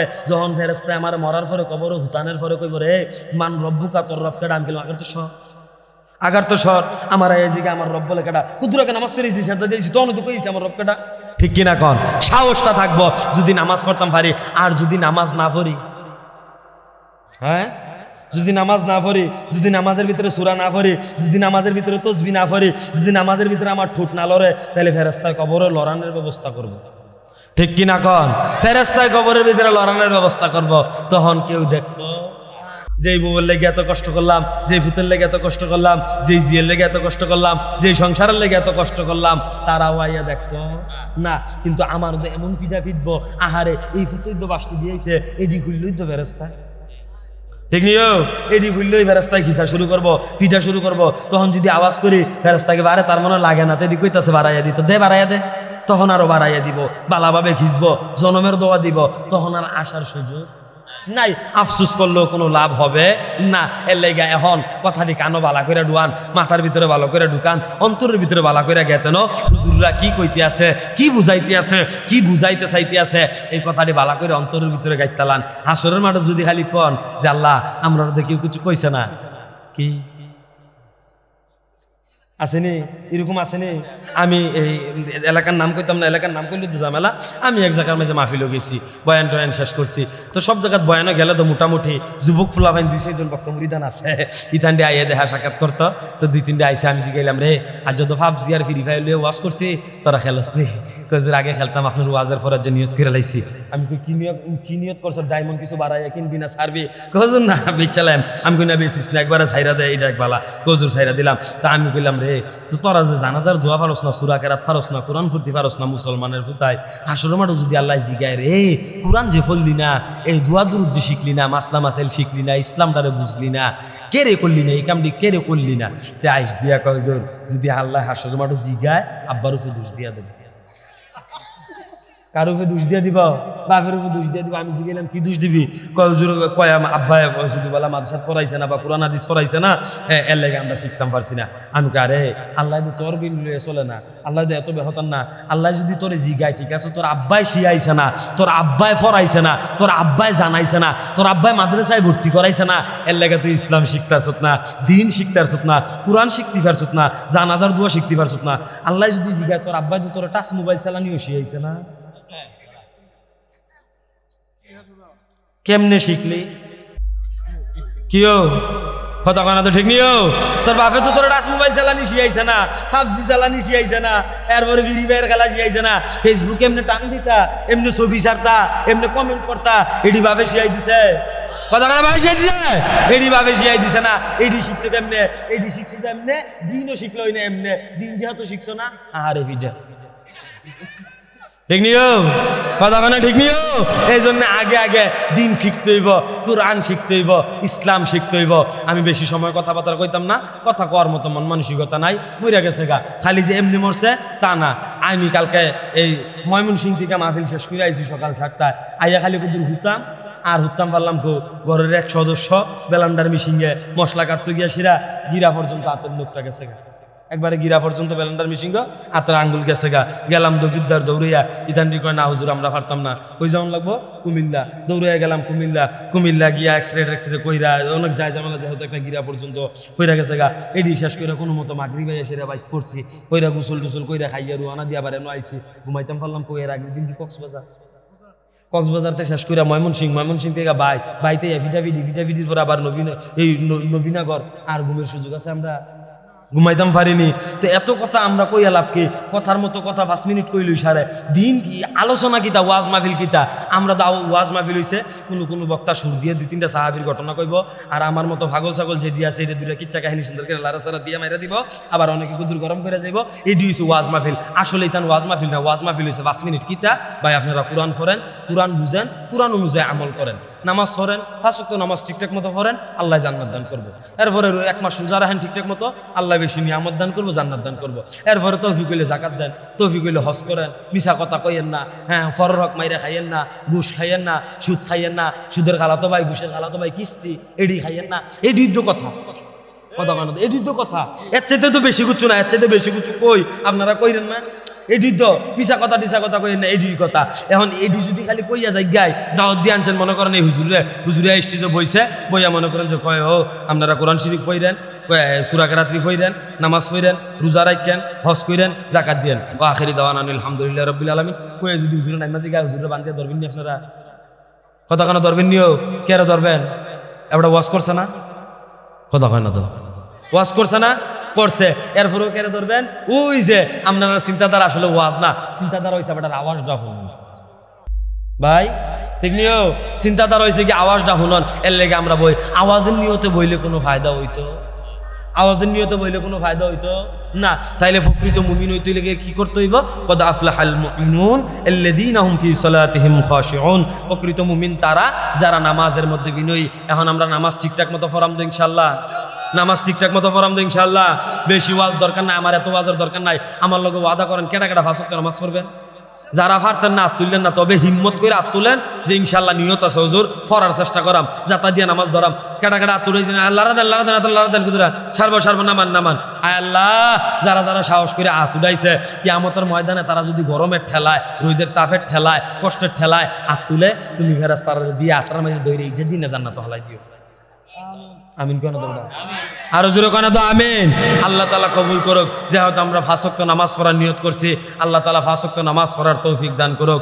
আল্লাহ পাক রব্বুল আলামিন আমাদেরকে দ্বীন বুঝার তৌফিক দান করুক, কোরআন বুঝার তৌফিক দান করুক, ইসলাম বুঝার তৌফিক দান করুক। যারা দুনিয়াতে কোরআন পড়ে, যারা পড়ায়, তারা অনেক দামি। আমার কথা না, আল্লাহর নবীর কথা। আল্লাহ নবী সাল্লাল্লাহু আলাইহি ওয়াসাল্লাম বলেন, খায়রুকুম মান তাআল্লামাল কুরআনা ওয়া আল্লামা। যারা কোরআন পড়ে, যারা পড়ায়, তারা অনেক দামি। এজন্য আমাদেরকে কোরআন পড়তে হবে। কি করতে হবে? কতখানে কি করতে হবে? কোরআন পড়তে হবে। আমরা তারা কি করবো? কোরআন কি হইলো আমরা তার অবস্থা, কি হইলো আমরা সমাজের অবস্থা। এই যে মুসলমানের ঘর, প্রত্যেকটা মুসলমানের ঘর তো কম বেশ কোরআন শরীফ আছে, আসেনিও? কথা না আসেনি? আছে। এটা সুন্দর করে গিলাপ দিয়া ভেসাইয়া তাহের উপরে রাখিয়া দিছে, দুলাবালু ভরতে আছে, কত কিছু ভরতে আছে, টিকটিকি আটতে আছে। ধরার কোনো সময় হয় না। আমরা এটা খুললে চাওয়ার আমরা কি হয় না, সময় হয় না। 11টা মাস ফেরা তাহে, খালি রমজান মাসটা আইলে আমরা বেডিয়াইতে বেড়াইতে এত অসুখ বইছে, এটা তো কোরআন হইলেই চায় না। খালি বেডিয়াইতে মাঝে মধ্যে জুহরের পরে রমজান মাস আইলে আসেনি? কতখানে আসেনিও এই বিটি কুতুর বইয়া সেরা কুতুর করে ও বালা কইরা পড়তো ছাড়ে না। অথচ মুসলমানের ঘর ফজরের পরে সূরা ইয়াসিনের তেলাওয়াত হওয়ার দরকার ছিল, জোহরের পরে সূরা ফাতিহার তেলাওয়াত হওয়ার দরকার ছিল, আসরের পরে সূরা নাবার তেলাওয়াত হওয়ার দরকার ছিল, মাগরিবের পরে সূরা ওয়াকিয়ার তেলাওয়াত হওয়ার দরকার ছিল, এশারের পরে সূরা মুলুকের তেলাওয়াত হওয়ার দরকার ছিল। এগুলা ছিল মুসলমানদের বৈশিষ্ট্য। মুসলমানের ঘরে ফজরের সময় কোরআনের আওয়াজে, কোরআনের তেলাওয়াতে, কোরআনের শব্দে সূর্য উদিত হওয়ার উচিত ছিল এবং মুসলমানের ঘরে কোরআনের তেলাওয়াতের মাধ্যমে সূর্যাস্ত হওয়ার উচিত ছিল। কিন্তু আফসোসের বিষয় আজকে আমাদের মুসলমানের ঘরে কোরআনের কোনো আওয়াজ নাই, কোরআনের কোনো তেলাওয়াত নাই, কোরআনের কোনো আওয়াজ নাই। এখন কোরআনের আওয়াজ নাই, কোরআনের তেলাওয়াত নাই, আসলে তো আমরা কোরআন পড়তাম ওই পারি না, আওয়াজ করাম করতে ঠিক না রে? কোরআন পড়তাম ওই পারি না, কোরআন অনুযায়ী আমল করতাম পারি না। যদি পড়তাম পারতাম, যদি কোরআন অনুযায়ী আমল করতে পারতাম, তাইলে আল্লাহর বন্ধু হয়ে গেলাম কইলে রে। আর যদি আল্লাহর বন্ধু হয়ে যেতাম তৈলে কাম হইয়া গেল কইলে। আল্লাহ কইতেছে যারা আমার বন্ধু, আল্লাহ ইন্না আউলিয়া আল্লাহর অন্তর্ভুক্ত যারা, তারার ব্যাপারে আল্লাহ কয় তারার কোনো ভয় নাই, তারার কোনো টেনশন নাই, তারার কোনো চিন্তা নাই। তারা মুখ দিয়া যখন যা কইব আমি আল্লাহ তা দান করব না। তারা সকলে আল্লাহর ওলি হয়ে রয়েছে, সুবহানাল্লাহ কইব কিন্তু তারা কইতে না কইতে আল্লাহ দিয়া লাই তারা সকল। তো দোয়া করেন না আমার লাগে, আমার একটা প্রাইভেট কার দিত আল্লাহ নিজস্ব করেন না, একটা দোয়া দেখি না যখন তখন দিয়া লাইনি। আরে বাবারে কি একটা জমিদারি বাবদুরা বই দিচ্ছে, যেমন এবার সুবহানাল্লাহ ভিডিও মাহফিলের মধ্যে কইব সুবহানাল্লাহ কন। মুসলমানের হুতায় কোন জায়গা দিয়া পড়ছি, কোন জায়গা সুবহানাল্লাহ কোন লাগবে এটি পর্যন্ত আমরা তারা জানে না। ইতালি বলে যাইব ব্যস্ত, এমন ভিডিও ব্যস্ত ব্যস্ত যাইবা গা দুনিয়ার মাঝে এসে বেটি ইদের চেহারা দেখে ব্যস্ত যাইবা গা। আল্লাহ বুঝার তৌফিক দান করুক বলি আমিন। আর জুড়ে বলি আমিন, আর জুড়ে বলি আমিন। তাইলে আমরা কি করতে হইব? আল্লাহর বন্ধু হইতে হইব। এখন আল্লাহর বন্ধু হইলে কি করতে হইব? আল্লাহর ভয় অন্তরের ভিতরে থাকতে হইব। যার ভিতরে আল্লাহর ভয় আছে, যার অন্তরে আল্লাহর ভয় আছে, সে নামাজ ছাড়তো না। যার অন্তরে আল্লাহর ভয় আছে সে রোজা ছাড়তো না। যার অন্তরে আল্লাহর ভয় আছে সে যাকাত ছাড়তো না। যার অন্তরে আল্লাহর ভয় আছে সে মিথ্যা কথা কইতো না। যার অন্তরে আল্লাহর ভয় আছে সে সুদ খাইতো না। যার অন্তরে আল্লাহর ভয় আছে সে ঘুষ খাইতো না। অর্থাৎ যার অন্তরে আল্লাহর ভয় আছে সে কোনো অপরাধ কাজ করবে না। আল্লাহ তাআলা যেই কাজগুলা নিষেধ করছে ওই কাজগুলা করবে না, বরং যেই কাজগুলা যেই সময় করার জন্য আদেশ করছে সে ওই কাজগুলো ওই সময় করবে। এটাই হচ্ছে আল্লাহর ভয়, এটাই হচ্ছে তাকওয়া। আর যখন আমার অন্তরে তাকওয়া পয়দা হবে, যখন আমার অন্তরে আল্লাহর ভয় সৃষ্টি হবে, তখনই আমি আল্লাহর বন্ধু হয়ে যাব। আর তাকওয়ার কারণে মানুষ অনেক দামি হয়ে যায়। ও আমরা তো মনে করেন যে সাধারণ মানুষ, গুনাহ তো আমরা দ্বারা ওইগুনিও কথা কোন ওইগুনিও আমরা দ্বারা গুনাহ হইব, স্বাভাবিক বিষয়, আমরা গুনাহ করাম। কিন্তু গুনাহ করার পাশাপাশি যদি আমরা আল্লাহর কাছে মাফ চাই, সাথে সাথে মাফ করবো কেডা? কতক্ষণে মাফ করবো কেডা? আল্লাহ নবী সাল্লাল্লাহু আলাইহি সাল্লাম বলে, যদি তোমার গুনাহ সমুদ্রের ফেনা পরিমাণও হয়, সমুদ্রের ফেনা পরিমাণও হয়, এরপরও যদি তুমি আল্লাহর কাছে মাফ চাও, আল্লাহ তাআলা মাফ করে দিবেন। আরো জোরে বলি সুবহানাল্লাহ। আফসোস আমরা বান্দা বুঝি না, আমরা বুঝার চেষ্টা করি না। আল্লাহ তো বান্দাকে বলে, বান্দা উদউনি আস্তাজিব লাকুম, বান্দা আমি আল্লাহকে একটাবার ডাক দেস না, বান্দা যদি একবার ডাক দাও আমি আল্লাহ তোমার ডাকে 10 বার সাড়া দিব। আরো জোরে বলি সুবহানাল্লাহ। আল্লাহ তাআলা বান্দার একবার ডাকে 10 বার সাড়া দিবে, এটা আল্লাহ পাকের ওয়াদা। কিন্তু আফসোসের বিষয়, দুঃখ পরিতাপের বিষয় হচ্ছে আমরা আল্লাহ পাককে ডাকতে পারি না, আমরা আল্লাহ পাককে ডাকি না, আল্লাহ পাককে ডাকতে পারি না। এটা হচ্ছে বড় আফসোসের জায়গা। তো যেই কথাটা বলতেছিলাম, আল্লাহর নবী বলেন, যদি সাগরের ফেনা পরিমাণও হয় আমাদের গুনাহ হয়, যদি আমরা মাফ চাই, আল্লাহর কাছে তওবা করি, তাহলে মাফ করবেন কে? করবেন কে? আল্লাহ পাক রব্বুল আলামিন মাফ করবে। আমাদের সময়কে কাজে লাগাইতে হবে। ওই যে ঘটনা তো আপনারা হয়তো বা অন্যান্য বক্তাদের কাছ থেকে শুনছেন, ইমাম আহমদ বিন হাম্বলের ঘটনা। একজন রুটি বিক্রেতার সাথে ইমাম আহমদ ইবনে হাম্বল রাহমাতুল্লাহ আলাইহি সাক্ষাৎ করে দেখা হয়েছে, অনেক কথাবার্তা। তো সে ইস্তেগফার পড়ার কারণে, বেশি বেশি ইস্তেগফার পড়ার কারণে আল্লাহ তাআলা ওই রুটি বিক্রেতা, একজন সাধারণ যুবক, তাকে মুস্তাজাবুদ দাওয়া বানাই দিছে। আর মুস্তাজাবুদ দাওয়া এমন ব্যক্তিকে বলা হয় যেই ব্যক্তি আল্লাহর কাছে কিছু চাইতে দেরি হয়, আল্লাহ কবুল করতে দেরি হয় না, এমন ব্যক্তিকে মুস্তাজাবুদ দাওয়া বলে। এজন্য আমাদেরকে আমাদের সময়কে কাজে লাগাইতে হবে, আমাদের সময়কে গুরুত্ব দিতে হবে।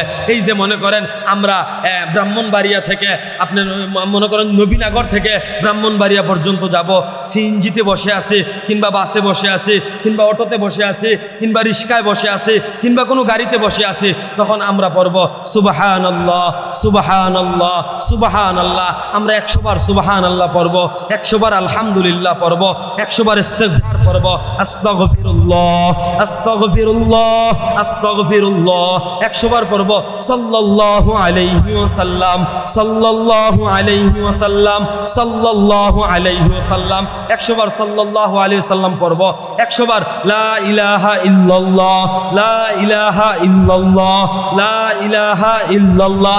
যদি আমরা 100 বার এগুলা পড়তে পারি, দেখা যাইবা আমাদের পড়াও শেষ, নবীনগর গিয়া আমরা ব্রাহ্মণবাড়িয়াও গিয়া পৌঁছাই যাবো। তাহলে আমরা আমল নামাটা সোয়াব আইবনি, কথা কোনো সোয়াব আইবনি, সময়ও কাজে লাগবো, আমল নামার ভিতরেও সোয়াব চলে আসবে। এজন্য আমরা করবো তো ইনশাআল্লাহ, সময়ের গুরুত্ব দিব তো ইনশাআল্লাহ, সময়ের কদর করবো তো ইনশাআল্লাহ, কথা কয় না, সময়ের কদর করবেন নি। মনে করেন নবীনগর থেকে কোম্পানিগঞ্জ যাইবেন, যাইতে 1 ঘন্টা সময় লাগবো, 1 ঘন্টা বসে আমরা 6 তাসবিহ আদায় করব, সুবহানাল্লাহ 100 বার, আলহামদুলিল্লাহ 100 বার, আল্লাহু আকবার 100 বার, ইস্তিগফার 100 বার, সাল্লাল্লাহু আলাইহি সাল্লাম 100 বার, তাসবিহগুলো আদায় করলাম, আমল নামার ভিতরে সওয়াব উঠতে থাকলো। কোনো অসুবিধা আছে? কোনো ক্ষতি আছে? কোনো সমস্যা আছে? আল্লাহ পাক রব্বুল আলামিন বুঝার তৌফিক দান করুক। আমার অত্যন্ত মহাব্বতের বড় ভাই, আপনাদের ব্রাহ্মণবাড়িয়া বিশেষ করে নবীনগরের কৃতি সন্তান, গত 4 জানুয়ারি একলগে মাহফিল আসলো সিলেট জৈন্তাপুর, ঠিক হই, কিন্তু দেখা করার সুযোগ হয়েছে না ভাইয়ের ব্যস্ততার কারণে। আমিও আরেকটা প্রোগ্রাম করে আইতে আইতে দেরি হয়ে গেছে। আজকে ফার্স্ট টাইম আল্লাহ তাআলা দেখা করার সুযোগ করে দিছে। এর আগে ভিডিও কলে কথা হয়েছে, কিন্তু সরাসরি দেখা হয় নাই। আজকে দেখা হওয়ার সুযোগ হয়ে গেছে। আল্লাহ পাক রব্বুল আলামিন ভাইকে বিশ্বময় কবুল করুক বলি আমিন। শুধু দ্বীন এবং ইসলামের জন্য না, দ্বীন এবং ইসলামের পাশাপাশি জনগণ এবং রাষ্ট্র এবং সমাজের জন্য কবুল করুক। আরো জোরে বলি আমিন, আরো জোরে বলি আমিন। আল্লাহ পাক রব্বুল আলামিন আমাদের সবাইকে কবুল করুক ইনশাআল্লাহ। আমি আপনাদেরই মানুষ, এর আগে আরো 2-3 বার আইছি, আবারও হায়াতে বেঁচে থাকলে ইনশাআল্লাহ আসবো, কথা হবে। আল্লাহ পাক রব্বুল আলামিন যে অগুছালো কথাগুলা বলছি, ভুল ত্রুটি ক্ষমা করুক। আর আল্লাহ পাক রব্বুল আলামিন ভালো কথাগুলা আগে আমাকে, আমাদের প্রত্যেককে আমল করার তৌফিক দান করুক। আসসালামু আলাইকুম ওয়া রাহমাতুল্লাহি ওয়া বারাকাতুহু। মাশাআল্লাহ, জাযাকাল্লাহ মাওলানা মাসুম বিল্লাহ রাসূল পরীকে অত্যন্ত সুন্দর আলোচনার জন্য। اللهم صل على محمد وعلى آل محمد كما صليت على إبراهيم وعلى آل إبراهيم إنك حميد مجيد. اللهم بارك على محمد وعلى آل محمد كما باركت على إبراهيم وعلى آل إبراهيم إنك حميد مجيد. الحمد لله.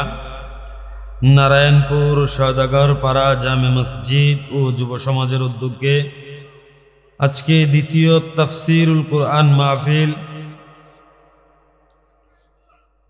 মাহফিলের সম্মানিত সভাপতি, সারা বাংলার আলোড়নকারী ওয়াইজ বক্তা হাফেজ শফিকুল ইসলাম সাহেব, বারাকাল্লাহু ফি হায়াতিক।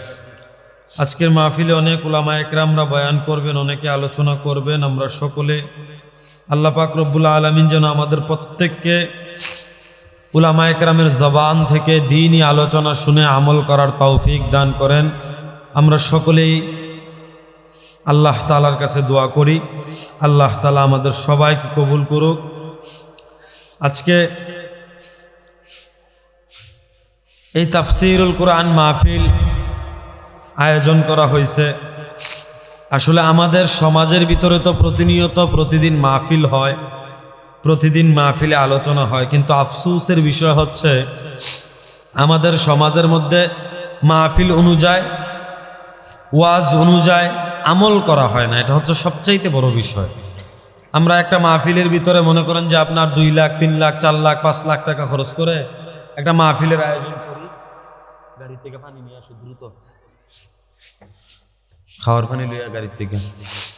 আমরা একটা মাহফিলের ভিতরে 2 লাখ 3 লাখ 2.5 লাখ টাকা খরচ করে একটা মাহফিলের আয়োজন করি। তো এই মাহফিল করতে গেলে আমাদের 10 দিন 12 দিন 15 দিন 20 দিন 1 মাস পর্যন্ত আমরা পরিশ্রমও করি এটা মাহফিল সাজানোর জন্য, বাস কালেকশন করা, টাকা কালেকশন করা, কিভাবে মাহফিল সাজাবো, বিভিন্নভাবে চিন্তা ফিকির করে একটা মাহফিল সাজাই, মাহফিল করি। কিন্তু আফসোসের বিষয় হচ্ছে মাহফিলের পরে আমরা মাহফিল অনুযায়ী আমল করি না। মাহফিল সফল করি ঠিক, কিন্তু মাহফিলের পরের দিন ফজরের নামাজ পড়ি না। কথা মানে ঠিক নেই?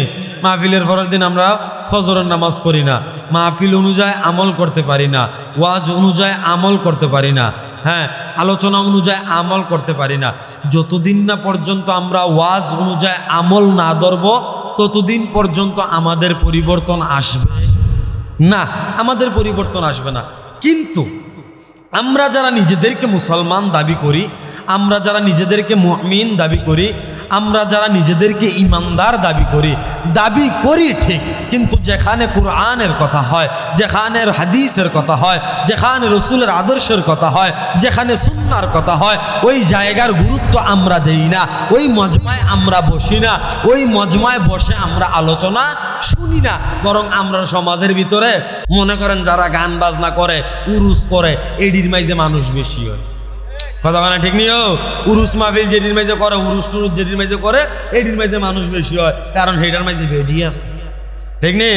হেটার মাঝে বেডি আছে, আবার হেটার মাঝে আবুল সরকারের মতো বড় বড় বক্তা আছে, এরপরে শরীফুদ্দিনের মতো আহারে সারাটা জীবন থেকে গান গাইছে, আজ ফেসবুকের ভিতরে দেখিতে মাহফিল ওয়াজ করে। হ্যাঁ, আজ তো ওয়াজ করে না, আজ দেখিতে মাহফিলের মাঝে ওয়াজ করে, নাউজুবিল্লাহ কইতেন না? কেমন ঠেটা পড়ছে বাংলাদেশের ভিতরে, মুসলমানের কপাল কেমন ফুরা পড়ছে।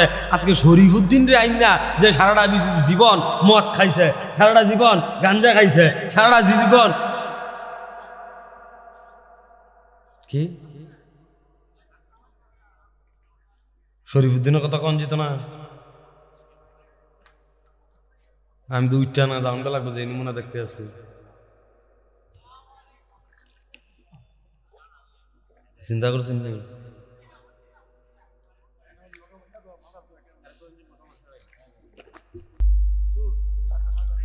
তো যেই কথাটা বলতেছিলাম, আমি আপনাদের সামনে কুরআনে কারিম থেকে একটি আয়াত তেলাওয়াত করেছি।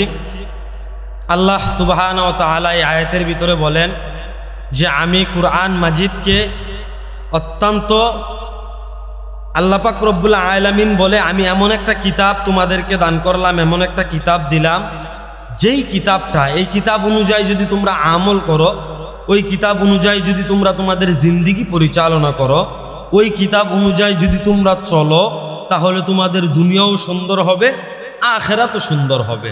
তো যেই কিতাবটা দিছে, এই কিতাবের নাম হচ্ছে আল কুরআন। দুনিয়ার মধ্যে স্বাভাবিকভাবে প্রত্যেকটা কিতাবের ভিতরে, প্রত্যেকটা বইয়ের ভিতরে লেখা থাকে কি, ভুল থাকতে পারে, কিন্তু আল্লাহ সুবহানাহু ওয়া তাআলা যেই কিতাবটা দিছে, সেই কিতাবের নাম হচ্ছে আল কুরআন। আল্লাহ পাক রব্বুল আলামিন শুরুতেই বলেন, যালিকাল কিতাবু লা রাইবা ফীহ, আমি যেই কিতাবটা দিলাম, আমি যেই কিতাবটা নাজিল করলাম, আমি যেই কিতাবটা পাঠাইলাম, ওই কিতাবের মধ্যে কোনো ভুল নাই, ওই কিতাবের মধ্যে কোনো ভুল নাই, কোনো সন্দেহ নাই, সন্দেহের কোনো অবকাশ নাই, ভুলের কোনো অবকাশ নাই। এখন আমরা যদি এই কিতাবটাকে আঁকড়ে ধরতে পারি, আমরা যদি কুরআন অনুযায়ী চলতে পারি, আমরা যদি কুরআনটাকে আঁকড়ে ধরতে পারি, তাহলেই তো আমাদের জিন্দিগি সুন্দর হবে, তাহলে আমাদের আখিরাত সুন্দর হবে। আর যখন আমার আখিরাত সুন্দর হবে, তখনই আমি সফল কাম হব, তখনই আমি কামিয়াব হব।